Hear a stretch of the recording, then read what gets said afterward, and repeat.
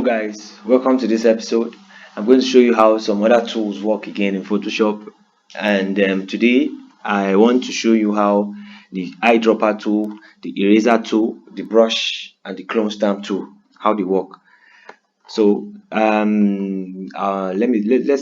open in an image. Let me use this picture, this German's picture again today. First of all, let me show you how the eyedropper tool works. I've showed you how the crop tool works in the previous video, so we'll continue from the eyedropper tool. So you see the eyedropper tool. I mentioned in the first video that it's used to select pictures around Photoshop, any picture of your choice, any picture in that any color in that picture or image you need. You use the eyedropper tool to sample the color. For example, let me show you an example. You can just click any part of the picture, any part of the picture that has the color you want. Let's see her eyelashes, or no, her head. For her forehead, let's go to her forehead. When you click and hold, if you look at the top, you see the color. If you keep moving the mouse, it will keep changing color grades and till you get the perfect color you want around. Look at her skin, it has different color grades. You can see. You could go to her hair, you can see different colors. You can see blue, black. You go to the shirt, you see white.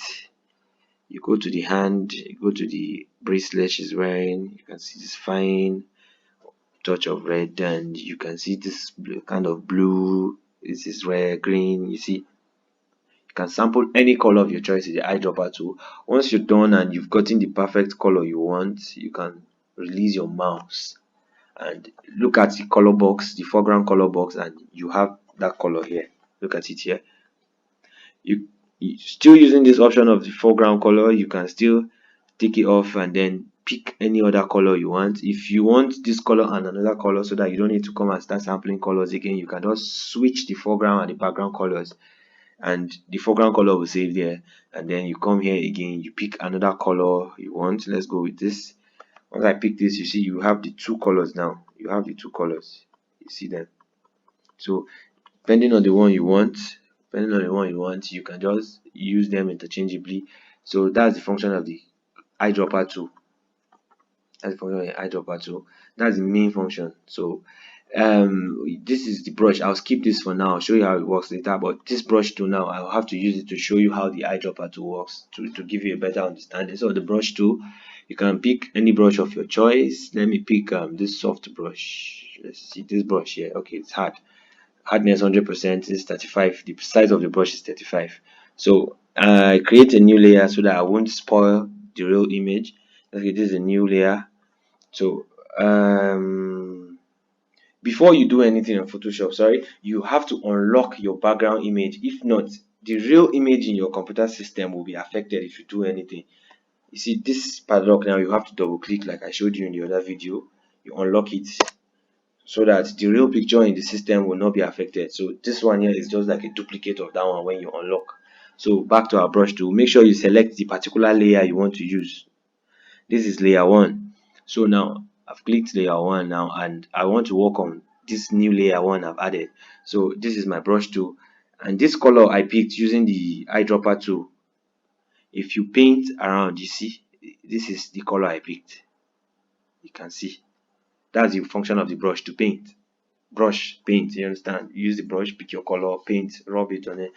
Then you can switch your foreground color to become your background color, the background color to become the foreground color. So when you switch, you can have the other color, and see painting, and you can see it's showing this color. You can see. So now when you turn off this layer, you see it's gone. So you have these two colors you've chosen. This color from her bracelet, this color from her face. So that's it. That's how the brush tool works. I can delete this.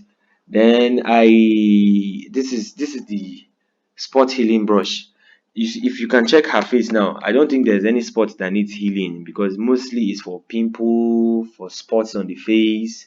It's just to work on the face so that there should be no scars or anything. So if you look at her face, she doesn't have any serious pimple or anything. I think the photo editor has done all the job, or maybe her makeup is covering everything. So but mainly if you use the patch tool, the spot healing tool, you can just, for example, if you can see this part of her hair now, it's on the forehead, so we can just click and you see how it disappears. You can see how it disappears, but it's blending a little, and that, you see, just make it look normal like her skin. You can see this a little like a black line or something. You can just click it and it goes. You can see just try to blend it so that it will not look fake and all that. You can just see it, trying to blend it. Okay, so mostly it's for pimples on the face, for spots and all that. So now when you back to normal, you can hardly see the difference. So that's just it. So that's the function of the spot healing brush. It's almost the same thing with the patch tool, the healing brush tool, red eye tool, content aware move tool. They are all functioning the same. It's just depending on what you want to do at that moment, the command you want to execute at that moment.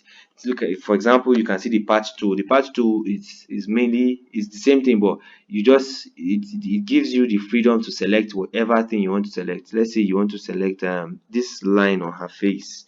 You don't want to see it on the picture. You can just use the patch tool, click and hold, then you pull your mouse wherever you want to take it to. Once you've clicked it and you reach the end, you release. Then you have the selection. Then what you do is you move your mouse to the middle of the image or anywhere inside the selected area. You see the mouse changes and it gives you an extra arrow. Then you click and hold and take it to any part of the face you want to use to cover that line. So you can just, you see, like this place now is almost the same color with that side. So you can just, once you're there, you just release and it will blend it. So once you do, you right click and then you deselect and you can see the line is off. So let me show you. This is Ctrl Z, this is Ctrl Z. This can look at the line and this is without a line. So that's the function of this. Then okay, I've showed you this, and clone stamp tool. The clone stamp tool is the same thing too. It's just cloning, but this one is more like selecting a part and replacing it. So you can just, for example, look at her lips.